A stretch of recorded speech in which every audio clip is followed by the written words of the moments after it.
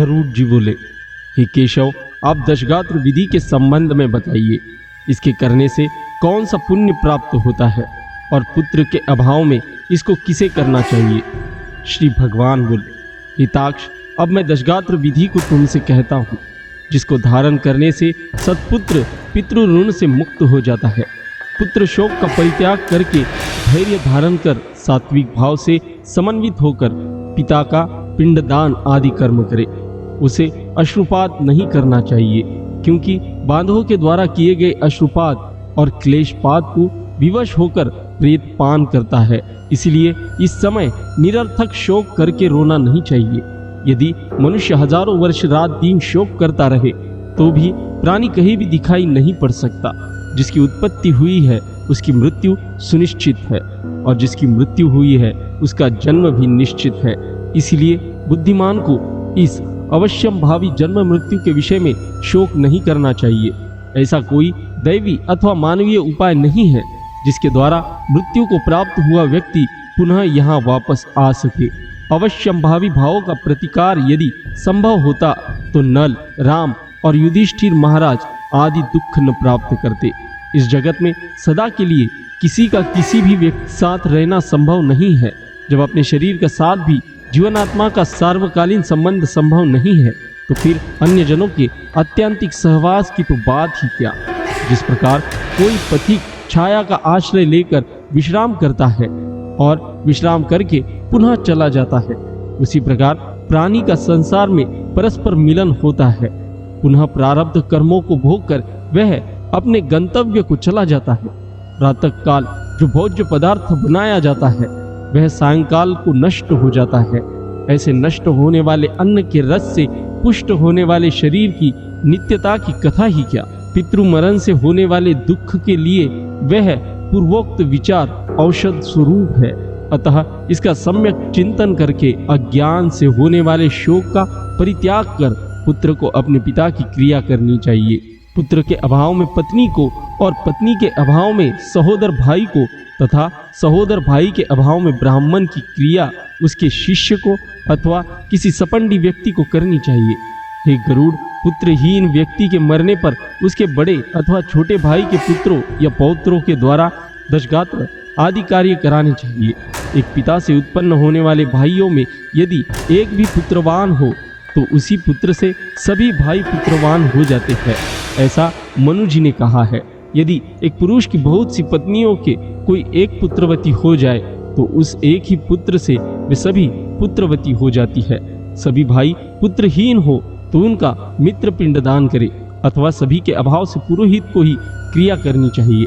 क्रिया का लोप नहीं करना चाहिए। यदि कोई स्त्री अथवा पुरुष अपने इष्ट मित्र की औधर्वदेह क्रिया करता है तो अनाथ प्रेत का संस्कार करने से उसे कोटि यज्ञ का फल प्राप्त होता है। हे खग, पिता का दशगात्री कर्म पुत्र को करना चाहिए, किंतु यदि ज्येष्ठ पुत्र की मृत्यु हो जाए तो अति स्नेह होने पर भी पिता उसकी दशगात्री क्रिया न करे। बहुत से पुत्रों के रहने पर भी दशगात्र, सपिंडन तथा अन्य षोडश श्राद्ध एक ही पुत्र को करना चाहिए। पैतृक संपत्ति का बंटवारा हो जाने पर भी दशगात्र, सपिंडन और षोडश श्राद्ध एक को ही करना चाहिए, किंतु सावंतसरिक आदि श्राद्धों को विभक्त पुत्र पृथक पृथक करे। इसलिए ज्येष्ठ पुत्रों को एक समय भोजन, भूमि पर शयन तथा ब्रह्मचर्य धारण करके पवित्र होकर भक्ति भाव से दशगात्र और श्राद्ध विधान करने चाहिए। पृथ्वी की 7 बार परिक्रमा करने से जो फल प्राप्त होता है वही फल माता पिता की क्रिया करके पुत्र प्राप्त करते हैं। दशगात्र से लेकर वार्षिक श्राद्ध पर्यंत पिता की श्राद्ध क्रिया करने वाला पुत्र गया श्राद्ध का फल प्राप्त करता है। कूप, तालाब, बगीचा, तीर्थ अथवा देवालय के प्रांगण में जाकर मध्यमयाम में बिना मंत्र के स्नान करना चाहिए। पवित्र होकर वृक्ष के मूल में दक्षिणाभिमुख होकर वेदी बनाकर उसे गोबर से लिपे।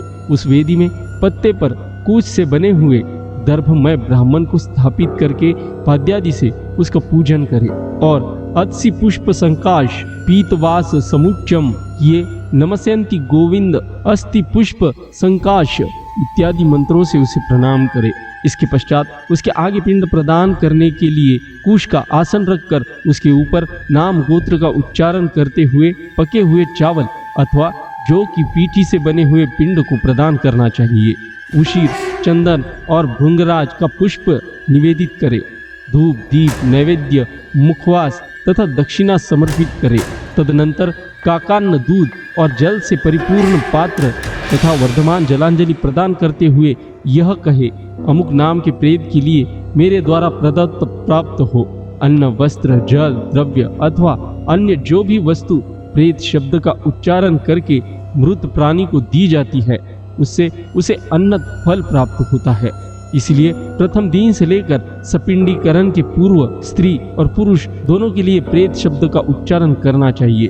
पहले दिन विधि पूर्वक जिस अन्न का पिंड दिया जाता है, उसी अन्न से विधि पूर्वक 9 दिन तक पिंडदान करना चाहिए।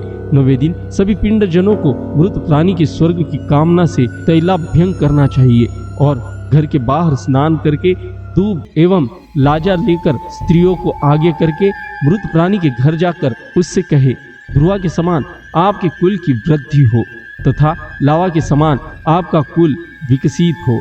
ऐसा कह करके ध्रुवा समन्वित लावा को उसके घर में बिखेर दे। हे खगेश्वर, 10वें दिन मांस से पिंडदान करना चाहिए, किंतु कलयुग में मांस से पिंडदान शास्त्रतः निषिद्ध होने के कारण मांस यानी उड़द से पिंडदान करना चाहिए। 10वें दिन शौर कर्म और बंधु बांधवों को मुंडन करना चाहिए। क्रिया करने वाले पुत्र को भी पुनः मुंडदान करना चाहिए। 10 दिन तक एक ब्राह्मण को प्रतिदिन मिष्टान्न भोजन कराना चाहिए और हाथ जोड़कर भगवान विष्णु का ध्यान करके प्रेत की मुक्ति के लिए इस प्रकार प्रार्थना करनी चाहिए।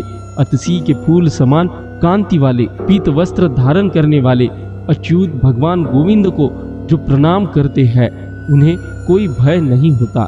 हे आदि अंत से रहित शंख चक्र और गदा धारण करने वाले आदिनाशी तथा कमल के समान नेत्र वाले देव विष्णु, आप प्रेत को मोक्ष प्रदान करने वाले हो। इस प्रकार प्रतिदिन श्राद्ध के अंत में यह प्रार्थना मंत्र पढ़ना चाहिए। तदनंतर स्नान करके घर जाकर गोग्रास देने के उपरांत भोजन करना चाहिए।